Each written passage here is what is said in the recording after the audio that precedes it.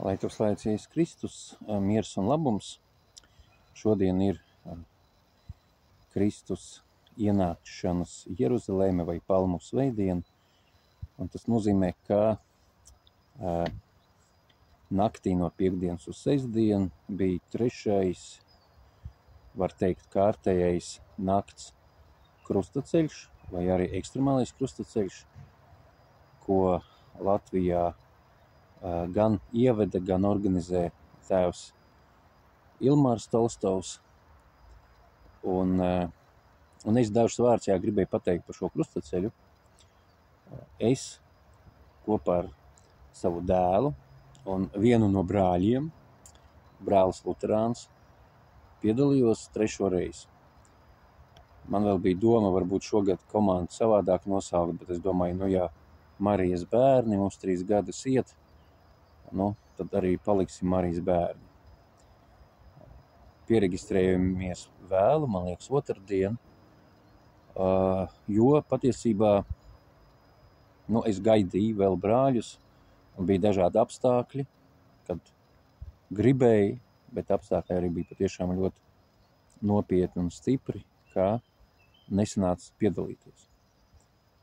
Un kad tu jau trešo reizi, tev ir sava veida pieredze. Es varu pateikt ļoti vienkārši, kā pirmais krustaceļš, kas bija Siguldā 23. gadā, viņš bija priekš manīm fiziski visgrūtākais. Tad vienkārši es vēl nezināju, kas tas ir. Ja tagad Siguldā atkal būtu, varbūt es piedalītos, bet tiesībā vienalga. Bet, zinot, ka tur bija grūti, tā. Kad tu nezini, tad vienkāršāk piedalīties kaut kur. Baldonē, tur bija patiesībā lietutiņš tāds. Tur es patiešām ļoti nopietni esmu piekusis, lūk. Un fiziski, neskatoties uz tiem pašiem 27 kilometriem, tieši šīs trešais krustaceļš bija visvieglākais. Bet, vienalga skaidrs, viss vienmēr ir ar savām problēmām, jo cilvēki ir tādas būtnes, kuras atnes problēmas tur, kur viņi ir. Un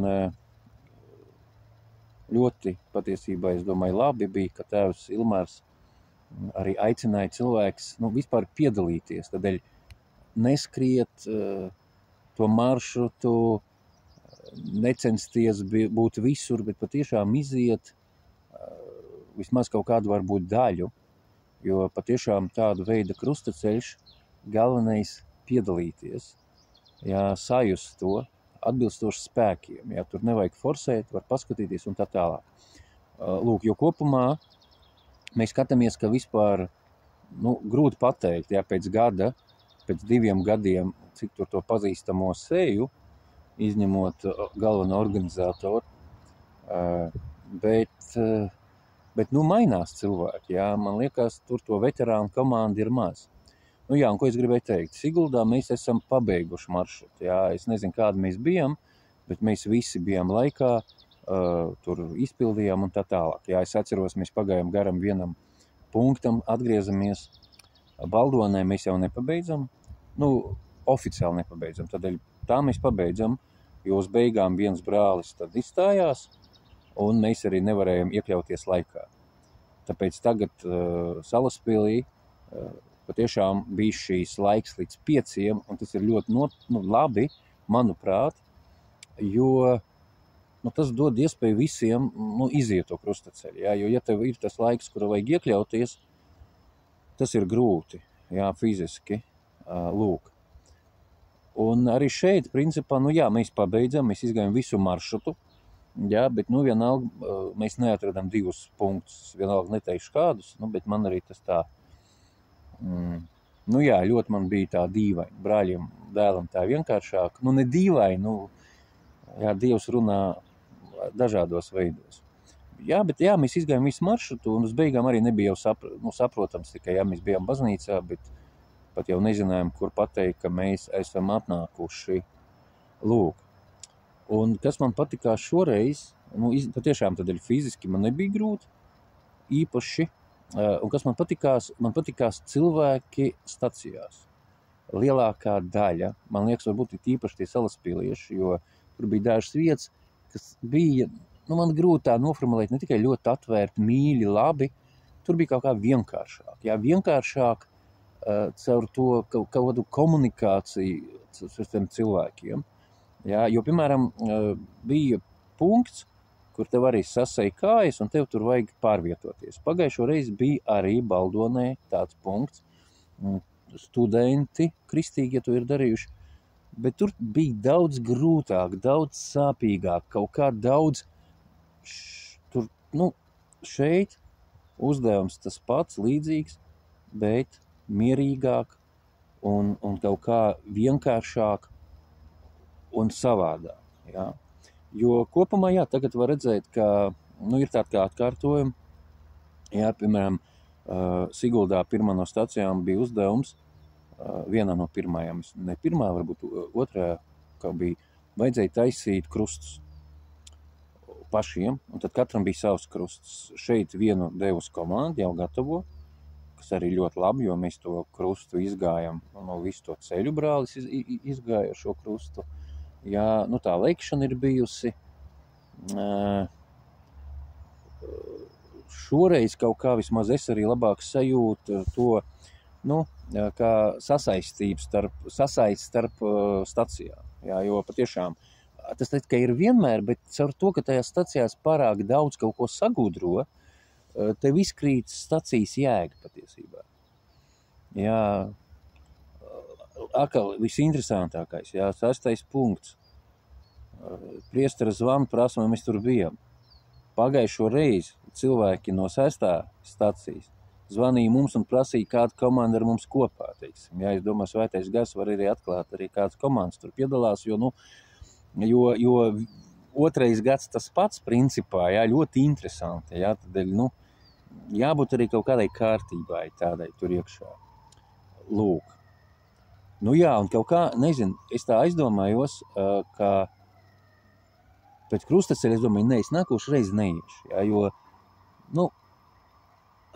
tagad es saprotu, ka, iešu, jā, ja būs krustaceļš, ja viņš notiksies, es piedalīšos, jā, ja viņš būs Daugavpilī, tad nē, jā, patiesībā ļoti tālu tas arī ceļš un tā tālāk, tāpēc Salaspils un Baldoni, jā, viņi tuvu Rīgai, ļoti labi, skaidrs cilvēki brauc no visu kaut kurienes.